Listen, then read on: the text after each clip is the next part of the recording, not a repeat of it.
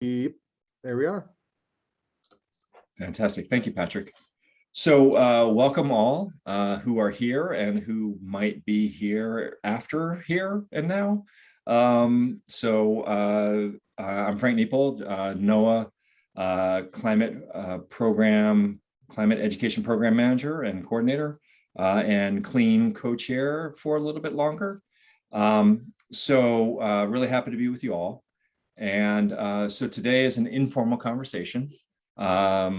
In the prep for this, there was a focus potentially on presenting climate change that Patrick brought forth, but also Frank Bradshaw also has a topic that he thought we might want to kick around as a quick update. But before we do that, let's just do announcements. So today is September 7th. We are welcome to September. Any announcements?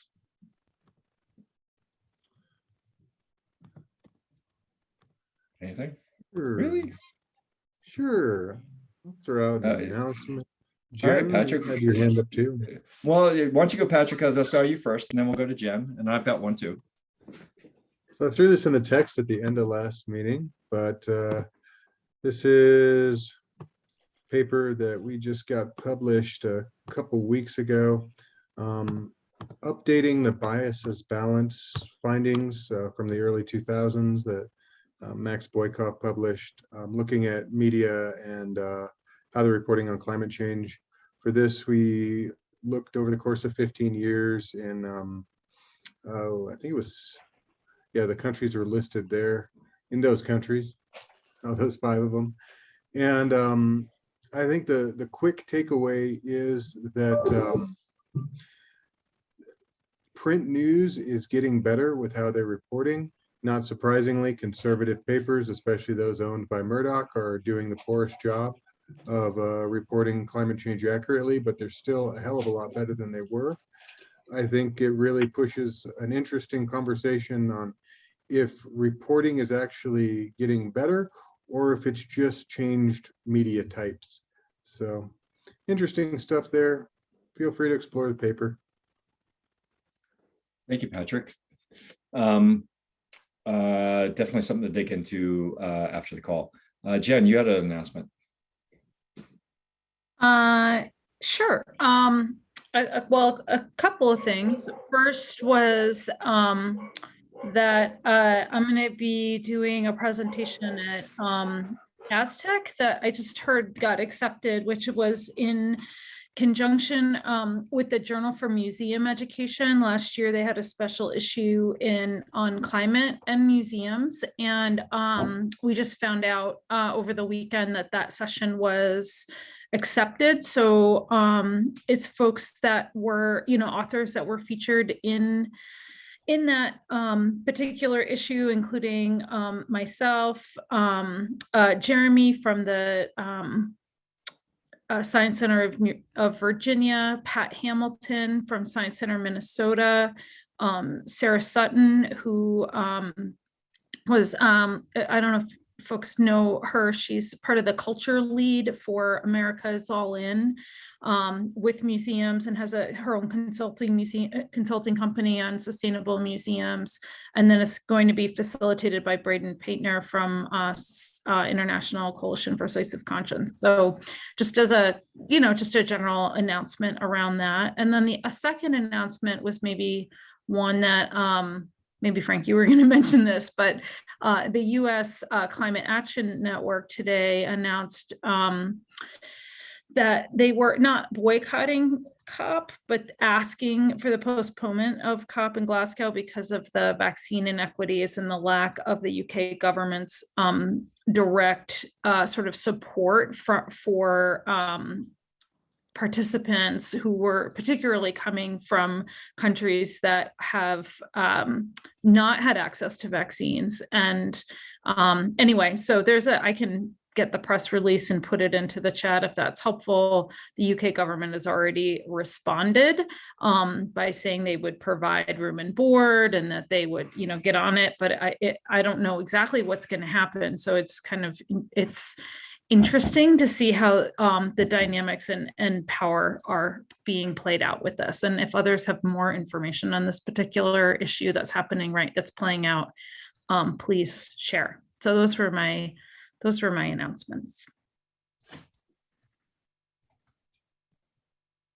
So actually, Jen, Frank had asked that we talk a little bit about that as one informal conversation for the network. I'll put what Zati Cintron sent me. I think you got it as well, about what the US government's official position and response was.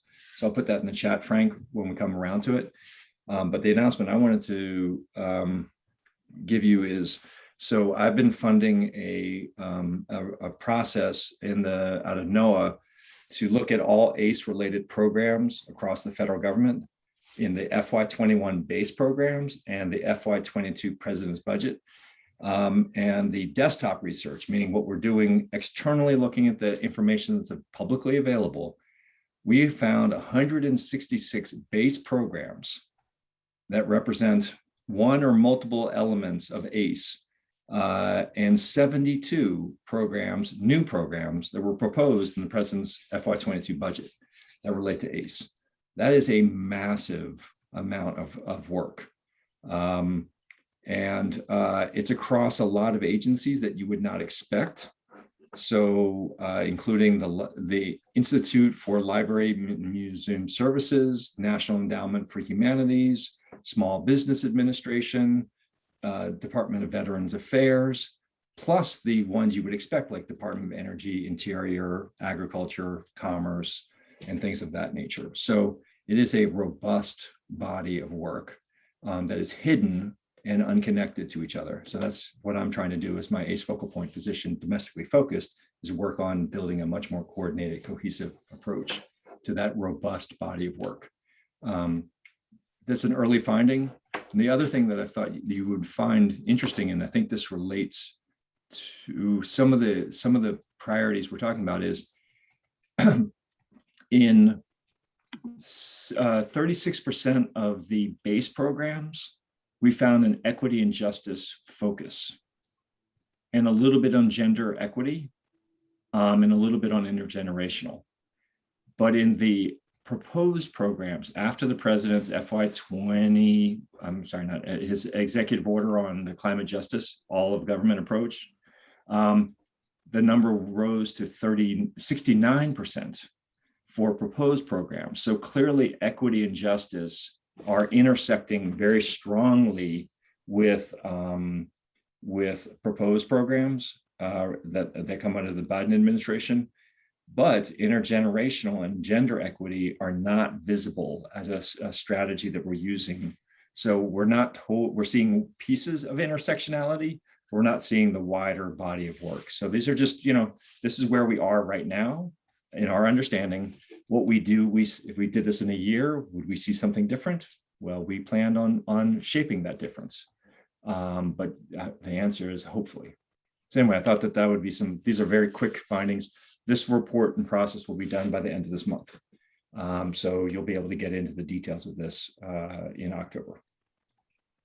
Cool. So, and let me give you that answer, Frank, that I got, just to put it in the chat. So are there any other announcements? I see some other people have joined us. And yes, it is a robust, massive opportunity, but doing something about it is what I'm on about. Any other announcements? And also, I see some people that I've not seen before. So I don't know how to say your name, Arati. It's RT. RT, thank you. Yeah. Sorry, I knew I was going to make a mistake. It's okay. Everyone does it. I have a last name where that happens all the time. So yeah. Good company. So I don't know you. I'm the facilitator. My name's Frank Niepold, but would you mind introducing yourself, and maybe we could do a quick round of introductions? Yeah, that would be great. I just joined the CLEAN network, so I'm new. I don't think I know anybody either. But yeah, I'm RT. I'm located in California, and I started a company called Carbonix, which is a science communications company focused on climate change and sustainability. So I have a YouTube channel, and basically I make illustrated animated videos on the topic of climate change. Right now, I've just been making videos on topics that interest me. I've had a few clients that are working on various technologies, like climate technologies, to help solve the climate crisis. And I've made videos kind of explaining their science and technology so that they can show that to investors or a wider public audience, consumers, whoever. But yeah, I'm just very interested in, spreading that kind of science. And so I joined the CLEAN Network. I was introduced to the CLEAN Network by Erin Tomley, who writes those children's books on climate change. So she introduced me to the CLEAN Network, and hopefully I can help people here. My videos are right now free on YouTube, but I'm always looking for more clients or people who are interested in having a video made on a certain topic that they want to share with their students or consumers or whoever, just a wider audience. So yeah. Wonderful. Thank you so very much. That you are in good company. This network, it works in very much aligned ways with lots of different capabilities. So welcome. I would invite, given where we are, and I think we have a lot to talk about today. So people who could just, say who you are and what you do in the chat. That'll be just a more efficient way to go through that, if that's okay. Frank and Jim, I see you have hands up. Are they other announcements or are they questions? Let's start with you, Frank. This is an announcement, and this is related but separate from the concern that I have. As a lot of you are aware, that I've spent the past couple of years working on developing local virtual bridges to UNFCCC events. For a lot of reasons, the model that we had during 2019, which was a hybrid event, just ain't going to work here locally. And so it's going to have to, so what I've resorted to doing, partly because I'm going to COP26, fingers crossed, is working to develop a online gateway to significant events. I know that I've been working with the Quakers in Scotland to find out what they're doing and provide a conduit to local religious groups here. Jen and Krista, I've had a conversation with the folks from Scotland about working with youth groups. Jen, I want to follow up with you at some point on that because there's some new developments that were happening. So anyway, there's a number of, I'm discovering a lot of virtual events that I'm trying to channel local folks into.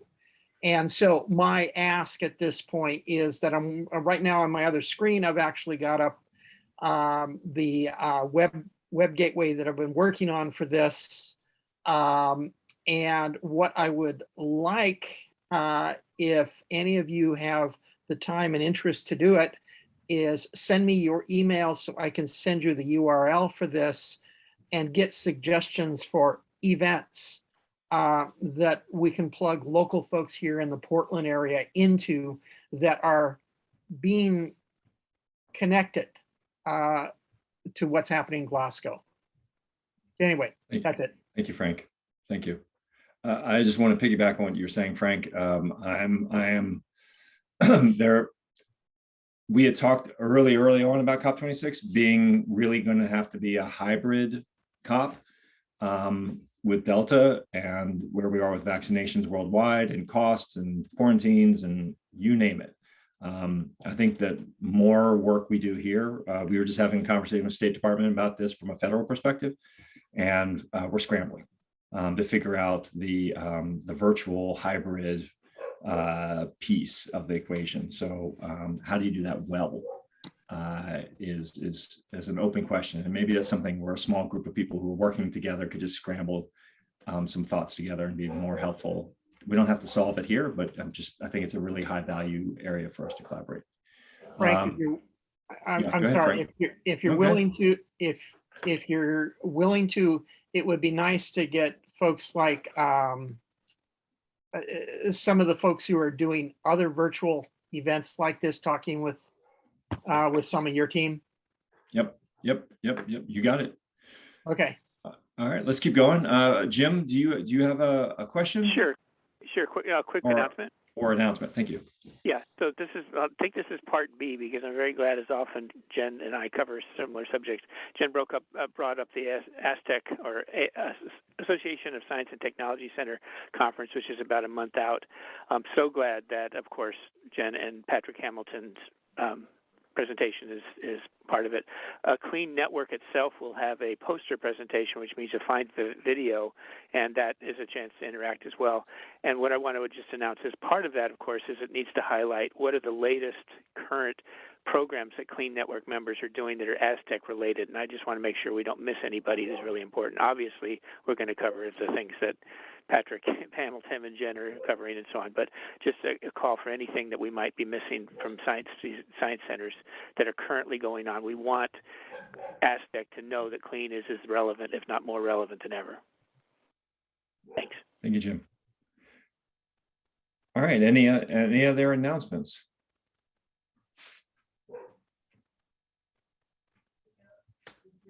Anything? I'm a Quaker and I'm a teacher. I can do wait time like you wouldn't believe. I'm also a Zen monk. No, I'm not a monk. I'm actually just a student. That was a slip. Oops. All right. Let's transition over to topics. So Patrick, you had said that the idea of presenting climate had come up as an item to talk through. And we can carry that on. Are there any other topics? I know, Frank, you wanted to talk about this CAN proposal related to COP26. Just get an update and quick, because a lot of us are spending a lot of time focused on COP26. Is there any other items that we need to possibly talk about today?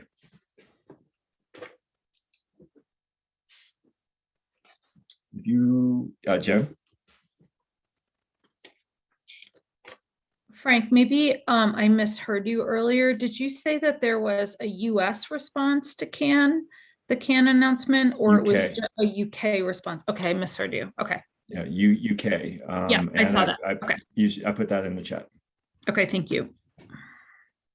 So, all right, let's since we're still talking about COP, why don't we jump over to that first, and then it'll open up space for the topic about presenting Patrick. So, Frank, can you set the ask? Sorry. Multitasking isn't. Sorry, I didn't see that you were doing that as I said, hey, Frank. Yeah. Basically, the ask is, Jen referred to it. Thanks, Jen.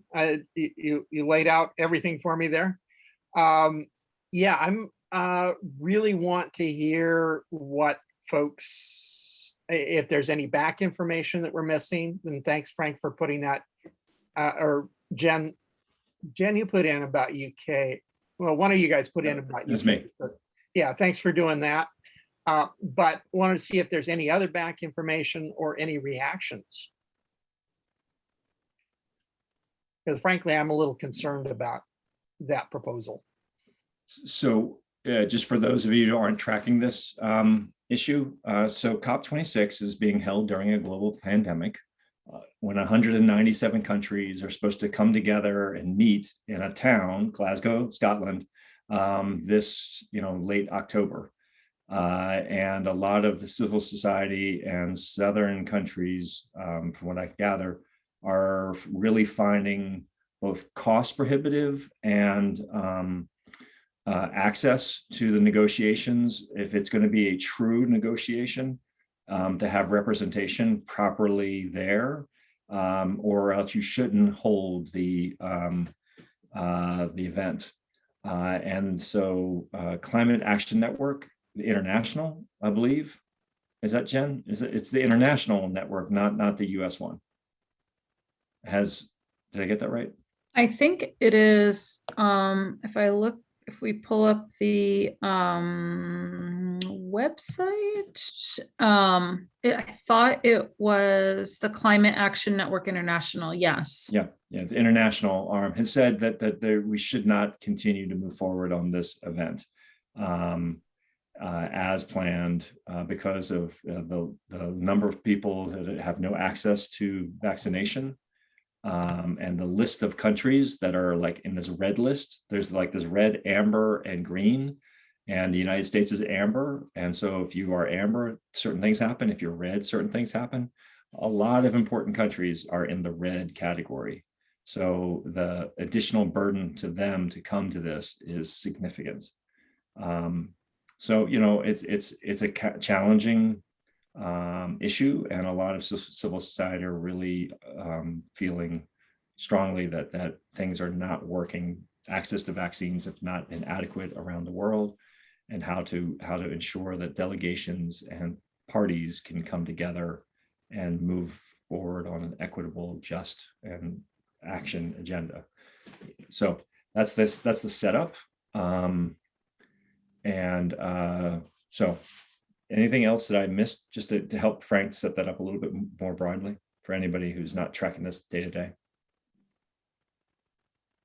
Jen, does that feel right?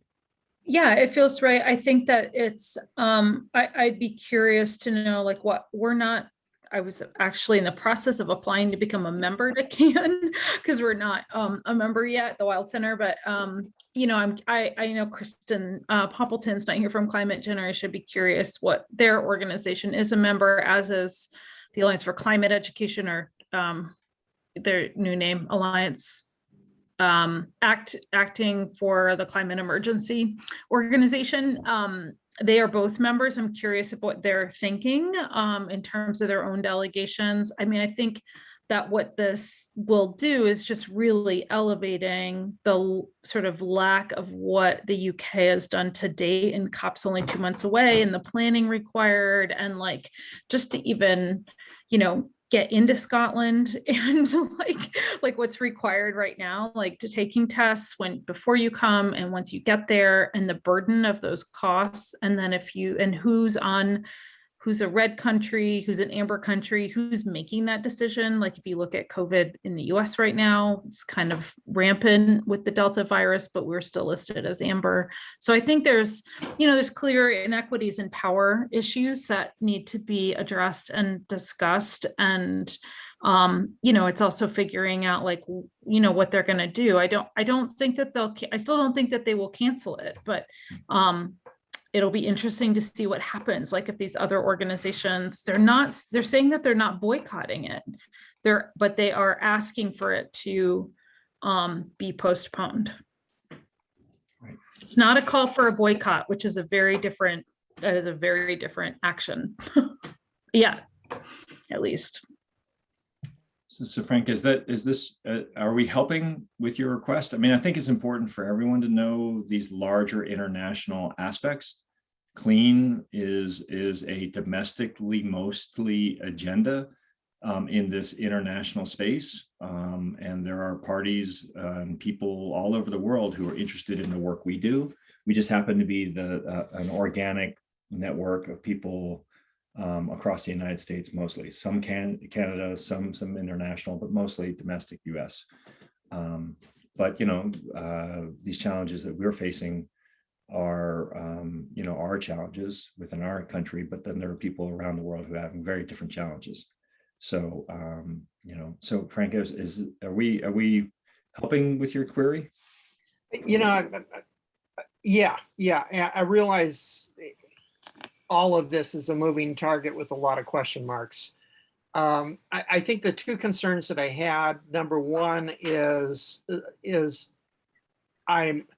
why I'm really interested in hearing more of a backstory is kind of a political one. I mean, because I think this is going to be one of those few times where Saudi Arabia is enthusiastically behind something CAN is doing. So that's number one. Number two is there any thought being given in these circles about, okay, you're postponing something for good reasons, but you're also postponing something that's on a clock. And we've already postponed it once. So what are they proposing to fill in the gaps? Right. And the optics are hard, because if it's urgent and we're in a crisis, postponement just seems, problematic at a broad level. But I don't know. I don't know if we have all the answers, Frank. This is like a totally emerging, like literally like happening now thing. So I don't know that all the answers are, we have those yet. I mean, I think the challenge is like the decisions at COP will be made by predominantly like Western wealthy countries, as opposed to being an inclusive participatory process by which all of the countries in the world can be a part of it. And not to mention the civil action. I mean, the reason we have global warming to 1.5 degrees is because of people like the particularly indigenous cultures stepped up at COP21, sorry, which in 2015, sorry, to like to like make that happen. Like that was the people's voice stepping up. So if that voice is absent from these meetings, or if the negotiators from many countries that can't attend due to the, essentially vaccine disparities and inequities, then what is the meaning of the convention? You know what I mean? Like where does that, how does that have meaning, I guess? And how can we, I don't know. I don't have those answers. I guess I'm wrestling, like, what do we do? Like, I have 6 youth delegates like ready to go. Like, do we not go? What do we do? Like, and then that's like a whole other, so it's like figuring all of that out. Yeah, well, I'm going under the Quaker Earth Care Witness, which I think the credentials they get are actually through US CAN. Wow. So yeah, so right. So they're a member organization, which means that they may decide to not go. Yeah. Well, my bigger fear is if we postpone it again, and with no sense of how to fill that gap in, we've just wasted more time. So Frank, given where we are in the clock here, I think, one thing that I think, CLEAN all the way back at the beginning, came up with some really simple tools. We have weekly telecons since 2008, and we have a listserv. That's principally our 2 tools, right? And so I think, Frank, in my suggestion here is to start an email into the CLEAN network, because there are other key people that are totally involved in this space that are not here. And so I think, this is a time delimited, day kind of thing. But I think, starting a chat in the CLEAN list would be a really helpful way to get more voices in the space when they have time to start that. So that would be my suggestion, to keep this actively going, if that works for you. Yeah, thanks. Cool. Jen, does that feel authentic? All right. So Patrick, do you want to set up the topic that we can explore? Sure. This is a topic that came up in summer, and summer is a bit of a blur for me at this moment. So I can't tell you in exactly what conversation this came out, but it was really, I think, aims to be a check-in, because we have so many wonderful folks presenting on how they're viewing and talking about and presenting on climate change through their work. But rarely do we as a community check in with each other to say, how are we currently presenting on climate change in informal ed settings, or even informal for that matter. A chance for us as a community to just have a chat about what's working, what's not, and questions posed about that space. And Patrick, thank you. And I think one other element of that is that, again, we've been talking since 2008. And I've been through this whole process is that what we did in 2008 and what we would do today are fundamentally different. There's some aspects that are similar, but we are in a really different place. And I think that checking in on where are we now, might be really, really important, because what's coming at us, what's needed. I mean, your paper clearly shows that things are shifting. Anyway, that's an open topic. We do these, and this is the mics are open. Go where we need to go, and let's build on each other, and let's see if we can get something rolling here. And I'll throw out one other quick thing, and that's that Sure. We have several of these informal conversations listed for the fall. We have one other topic posed for 2 weeks from now, but we don't have to have an exhaustive conversation today. If there's places we get that would merit further informal discussion later, we can add those to the list and go into more specifics, because this is pretty broad. Yep. So Jen, and if you want to raise your digital hand or your actual hand, either one works.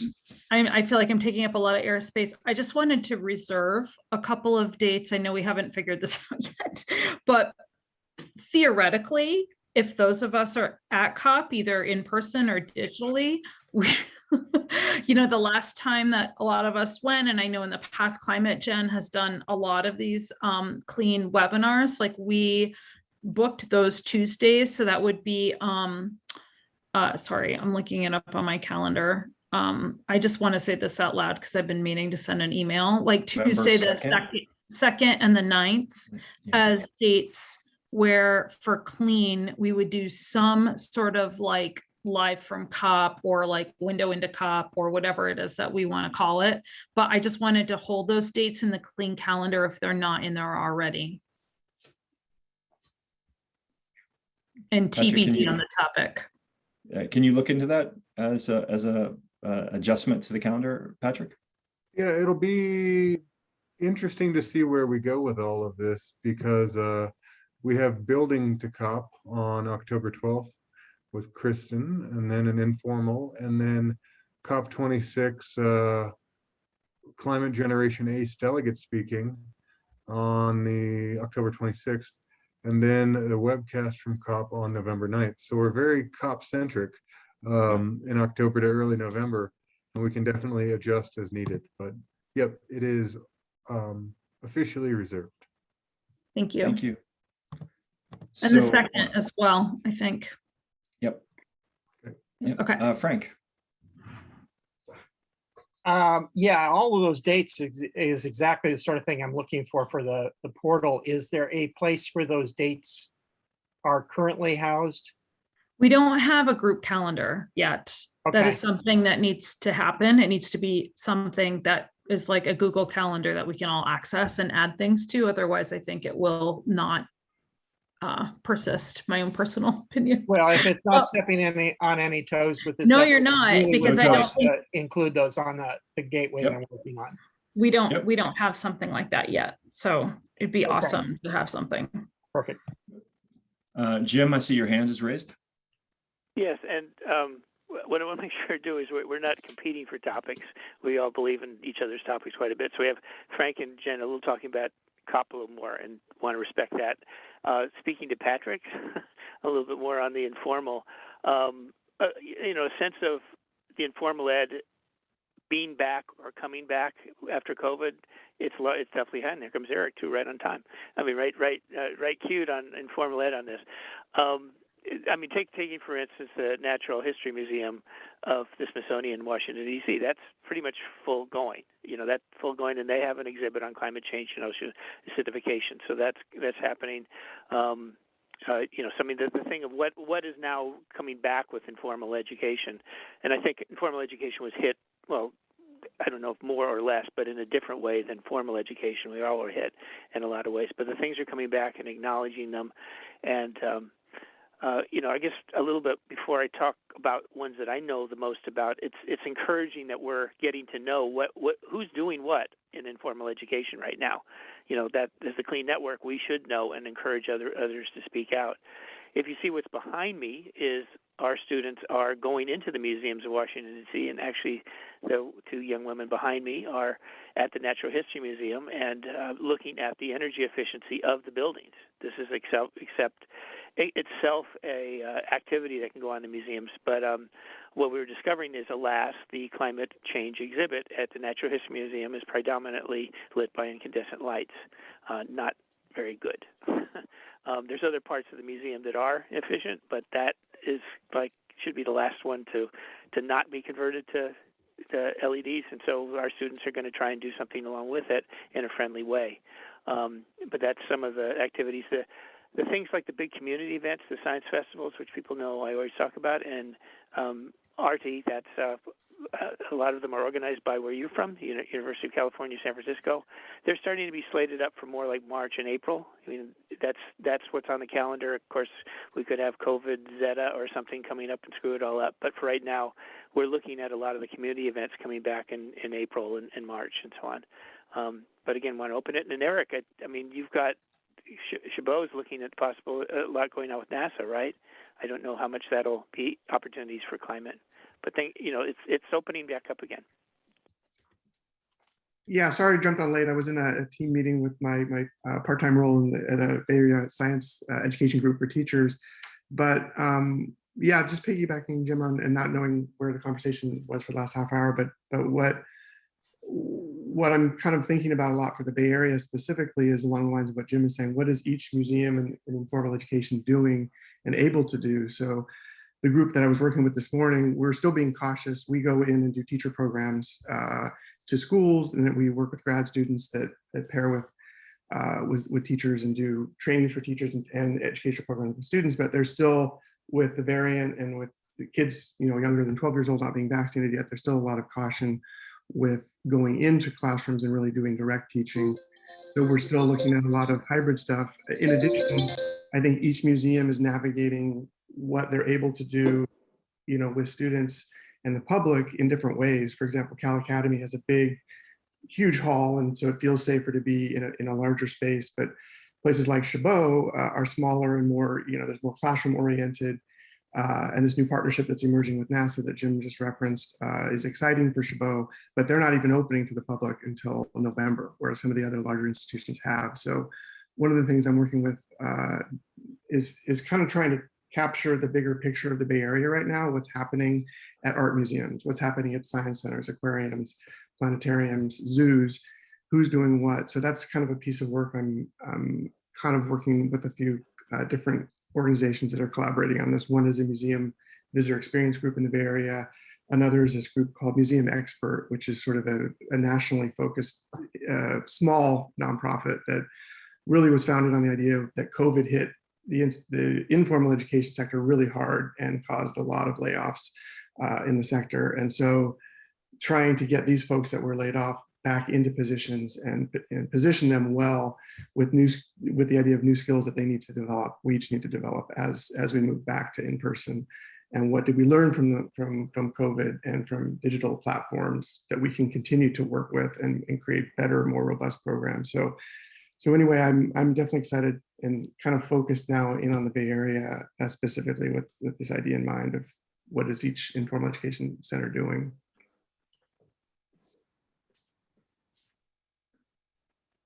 Thanks, Eric. Do we have any other parts of this topic presenting, climate with audiences that has not been said yet? Because it's a wide topic. Any other? Frank, I might note this, not saying that we need to cover it today, but for the others, is there's that question, at least the way it was framed in the CLEAN network about today's meeting, which is what's the way in which we teach informal education? Because there are things that are similar or the same as we do in formal education, but there are things that by necessity or just opportunity, we can teach in a different way. And there's win on that. And I may even add too of there are things that we can do in informal ed that then build our ability and our capacity to bring that into formal ed that can be pretty amazing, right? I mean, because we can do some things that are just quite on a whole different level in formal education, and then supercharge what goes on in informal education. So anyway, there's that kind of question. Again, I don't want to get too much into examples or whatever, but that I think that I agree that's a good subject to be getting into, especially with Aztec coming up. Sure. Art, I see you have your hand. Let me see. Yeah, so I'm wondering if people are aware of and reacting about coming up. Paul Hawken, who's obviously been really influential with Drawdown, has a new book coming out. It's called Regeneration, and it's coming out around September 20th, 21st. You know, if you want to get a copy beforehand. And it has an interesting write-up associated with it that we've kind of been focusing too much on talking about the scary future that's ahead, and as opposed to presenting a story that's focusing on the good, that if we actually got our act together, the way I think about it is I would be much happier living in a world where I know we're all working together to solve this problem. And that would make a big difference to me compared to, you know, getting any kind of new gadget or, you know, new car or whatever. Just that feeling that we're all working on this together. And it seems like he's trying to have the emphasis in his new book and focusing on regeneration, which again, I picture it as more, we've been focusing on abusing the planet because of our consumer desires and our materialistic desires. And that if the change in focus is, what are we doing to actually help our planet heal?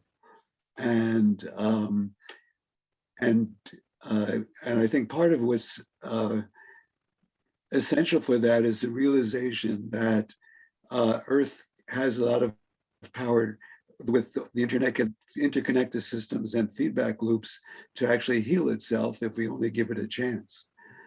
So I just wondering whether people are thinking about this, knowing about this, and it seems like there's this regeneration and hope, good news emphasis. So, Thank you, Art. Anything else? Anybody wants to build on that? Go for it. Yeah. Well, I think that's really a good point, and that's part of the reason I actually started making the videos that I'm making, because there is a lot of doom and gloom out there, but I think a lot of people don't know what they can do about it on an individual level, or even as on a company level, organization. What can they do? And I'm pretty new to the climate change space, actually. So I got my PhD in biomedical sciences and then switched over to climate change and sustainability. And while I was, learning about, and I'm still learning as much as I can about climate change and what we can do, I saw that there were a lot of people who were working on some really amazing things, both in academia and in tech companies in order to solve the climate crisis, but they were having difficulty communicating that to the public or to investors or to policymakers, the people who we really need to also get on board in order to make these changes, take off. And so I think that having breaking down that technology, breaking down what people are doing and how others can get involved is crucial. And that's, something that I love to focus on in my videos is, breaking down the science or technology of what is being done right now, and then kind of having a call to action of what people can do to get involved, and just educate people on what are the efforts that are being done, And I think the more people that know about what's going on, both in the policy world and in the scientific and research world, you know, the more educated people are, the more people can get involved and the more that can be done. Wonderful. Something that I'm gonna jump off the facilitator role and become a member for a second. When you think about the scale of transformation that humanity must do in order to effectively address this crisis, it is massive. And so, you know, I appreciate what Paul is saying, because Jen and I were with him back in 2018 at Project Drawdown Learn at the Omega Institute. And some of that thinking was there, absolutely was there. But the level and scale of transformation required is much more comprehensive than just electric cars, solar panels, and you know, fly less and maybe don't eat meat. It's way bigger than that. And so I think we do a disservice when we talk about some of these small solutions as the solutions.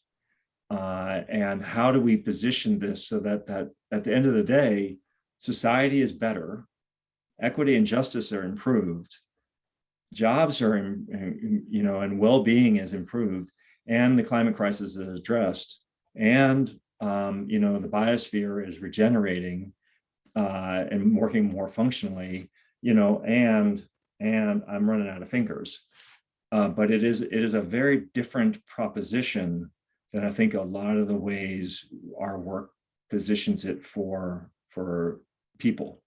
That's our job, is to help position this for people, help them build capacity under awareness and get inspired. And one last point I'll make is that there are some places where we don't totally have a solution yet. And we do not do a good job of signaling to our young people where those are. Because, you know, there are some brilliant people out there in the planet. 1 in 4 people in the nation's a student. If we started lifting up, like, where we got these, we're working on these, but there's some things that we don't totally have down yet, that let's invite them to be part of those places where it's exciting. That feels so different than the magnitude of the problem that we've been giving them since 2005. And it's showing, the cracks are showing up in their psyche. And that's a problem. So I think this repositioning of the how we do this is crucial, because we need to get on it fast. So Patrick, I see your hand now, and then now I'm back on facilitator. Patrick, I see your hand, then we'll go over to Art. I see yours, and then Ginger.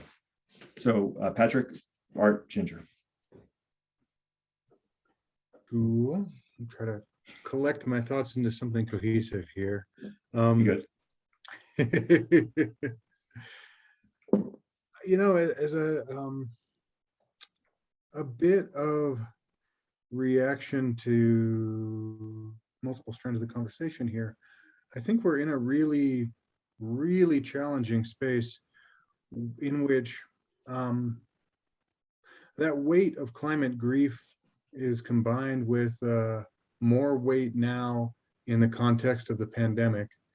And so we have that, and we still have a system in which the way we are taught to teach about these issues is not solutions focused.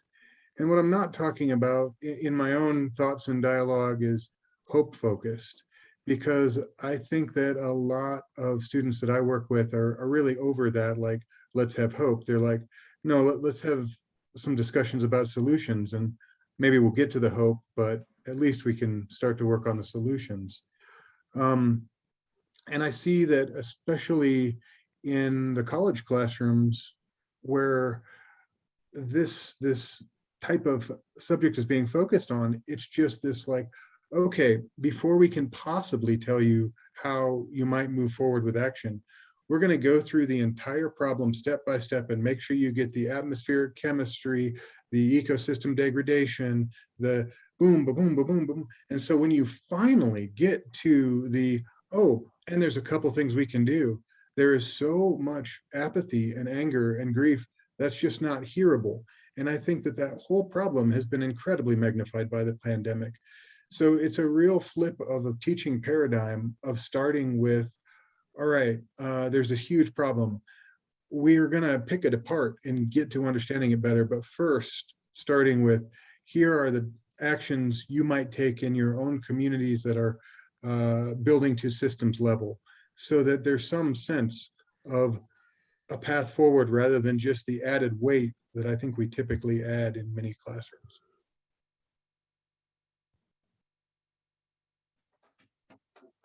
Okay. Yes, actually, I would, coming off of what I'd said earlier and Frank phrasing it in the scope of the problem, there's a science fiction book by Kim Stanley Robinson called Ministry for the Future.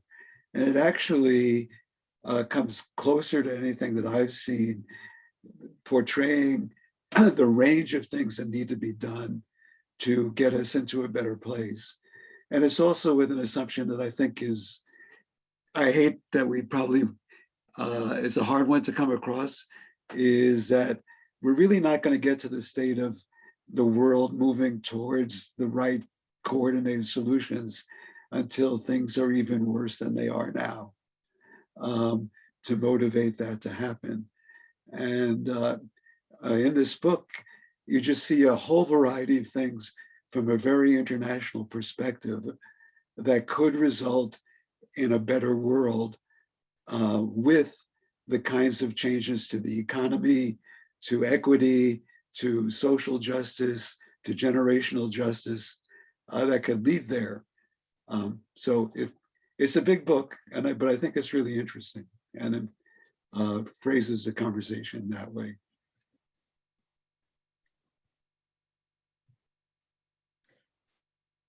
Good morning, everybody. Sorry I was late. I'm sorry my phone rang.